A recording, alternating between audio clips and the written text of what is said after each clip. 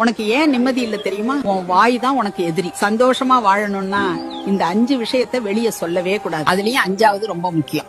ஒண்ணு, உன் வருமானம். உன்கிட்ட காசு இருக்குன்னு தெரிஞ்சாலும் கடன் கேட்க 2 பேர் தான் வருவான்.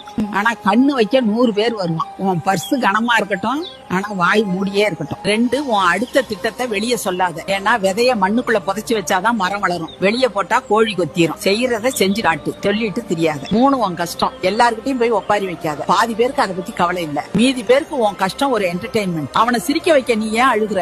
4, வீட்டுல நடக்கிற புருஷன் பொண்டாட்டி சண்டைய வெளியே சொல்லாத. நாளைக்கு நீங்க சேர்ந்துப்பீங்க, ஆனா ஊர் உங்களை கேவலமா தான் பாக்கும். 5, உன்னை பிடிக்காதவனுக்கு விளக்கம் கொடுக்காத. ஏன்னா கழுத கிட்ட போய் கணக்கு பாடம் எடுக்க முடியுமா? முடியாதுல்ல. அதனால நேரத்தை வீணாக்காத. கடைசியா ஒண்ணு சொல்லிக்கிறேன், மௌனம் சாதுவோட குணம் மட்டும் இல்ல, சாதிக்கிறவனோட ஆயுதம். இனிமேலாவது வாயை மூடி ஜெயிச்சு காட்டு.